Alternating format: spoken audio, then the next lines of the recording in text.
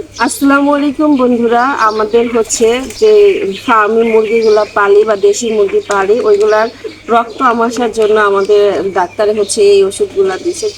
ডিমোরিয়া ভেট, এটা হচ্ছে আমরা রাত্রে দিনে দিই, এটা আমরা দিনে খাওয়াই। আমার মোট 6 লিটার পানি লাগে। আর এটা হচ্ছে রেনাকে, হ্যাঁ আমি যে এইভাবে লাগাই রাখছি, এই যে রেনাকে, এটা হচ্ছে রাত্রে দিতে হয়। তো 5 দিন হচ্ছে খাওয়াইতে বলছে। তো যেহেতু বাচ্চাগুলো আমি হচ্ছে একটারই হালকা একটু পায়খানা দেখছিলাম, রক্ত আমাশা, তো সেইটাই আমি দেখি সঙ্গে সঙ্গে ডাক্তারের কাছে গেছি হচ্ছে, তারপরে এই ওষুধগুলো দিছে। আমি এই ওষুধগুলো কীভাবে দিব দেখেন, এখানে আমি 3 লিটার পানি নিয়েছি, হ্যাঁ বালতিতে আমি মেপে 3 লিটার পানি নিয়েছি। এখন এই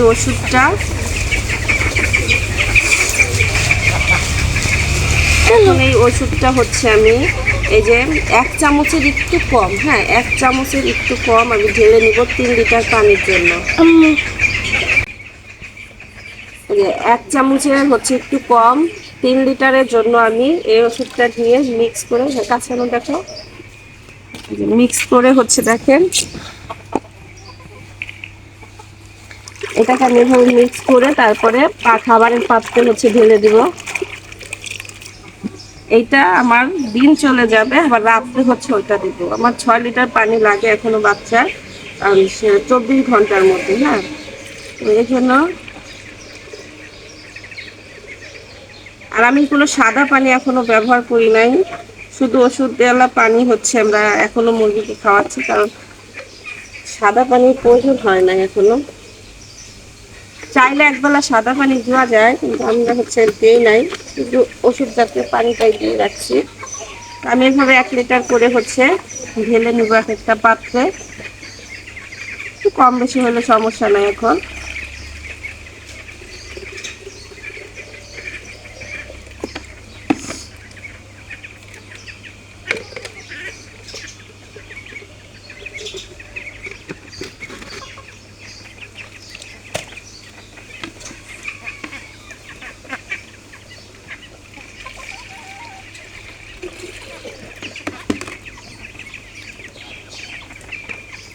আমার ফার্মে মুরগির বয়স হইতেছে গিয়া 15 থেকে 16 দিন, হ্যাঁ দেশিগুলারও অমনি বয়স। আমি দেশি ফার্মে একসাথেই পালতেছি, দেশি 17টা মুরগির বাচ্চা আছে এবং ফার্মিগুলো আছে হচ্ছে 80টার মতো।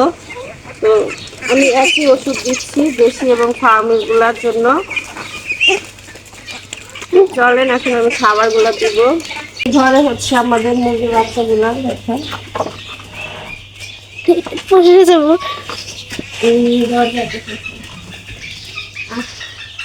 ওই দাঁড়াটা কোনো বসে আছে।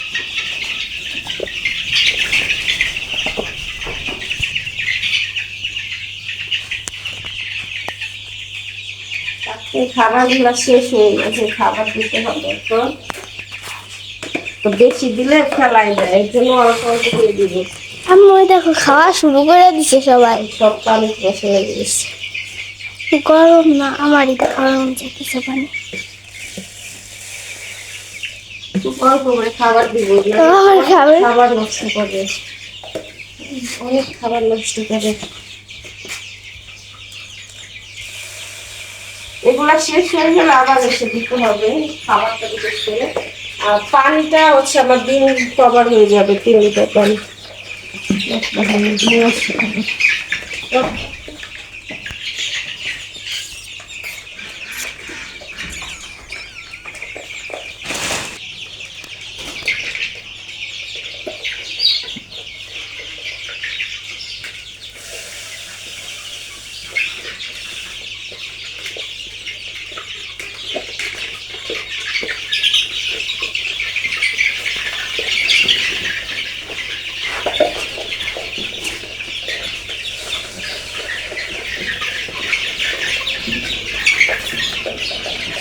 ওরা হচ্ছে এভাবে খাবে, খাওয়ার জন্য পাগল হয়ে গেছে দেখেন।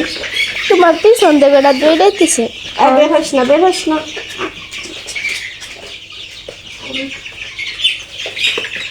আলহামদুলিল্লাহ, সবাই দোয়া করবেন। পরবর্তী আপডেট হচ্ছে জানাবো। আমার এই রক্ত আমাশার ওষুধ খাওয়ানোর পরে কিন্তু আমার মুরগিগুলো একদম সুস্থ, আর কোনোটাকে হচ্ছে অ্যাটাক করে নাই, একটাই শুধু হয়েছিল।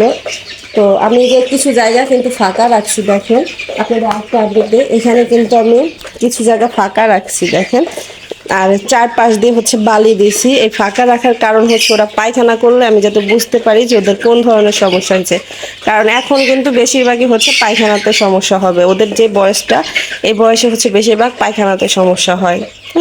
সবাই ভালো থাকবেন, আল্লাহ হাফেজ।